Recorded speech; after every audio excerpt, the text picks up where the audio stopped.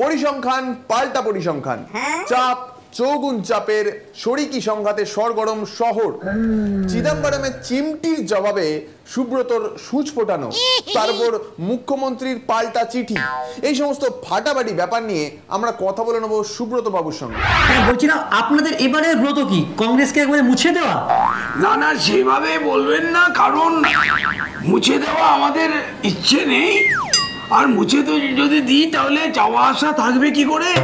হ্যাঁ, যাওয়া আসা হাওয়াই ভাষা হবে কি করে? না, আপনাকে আর ভেসে বেড়াতে হবে না। যাকে ওদিকে চিদম্বরম তো ঘোষণা করে দিলেন পশ্চিমবঙ্গে হিংসার রাজনীতি চলছে। এই নিয়ে আপনি কি বলবেন? দেখুন, আমরা সরকারে আসার পর 5টা লাশ পড়েছে, তার মধ্যে 3টেই হচ্ছে আমাদের দলের অর্থাৎ তৃণমূলের। চিদম্বরম ভুল তথ্য দিয়েছেন। হ্যাঁ, মানে এটা হচ্ছে সিপিএমকে অক্সিজেন যোগান দেওয়া। আর রাষ্ট্রপতি নির্বাচন নিয়ে কোন রকম চাপে রাখা যাবে না। শোনা যায় আপনি যে দলের বিরুদ্ধে নিন্দা করেন, পরের দিন নাকি আবার সেই দলেই যোগ দেন। এবার কি কংগ্রেসে যাচ্ছেন?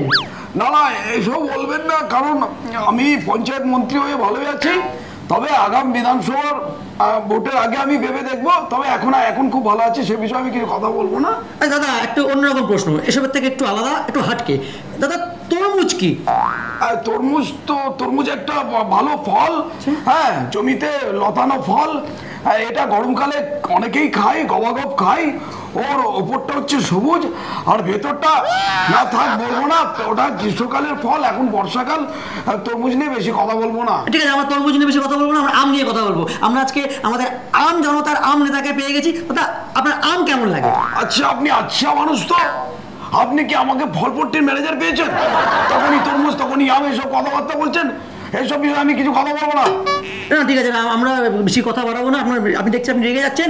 Vicky, over to you.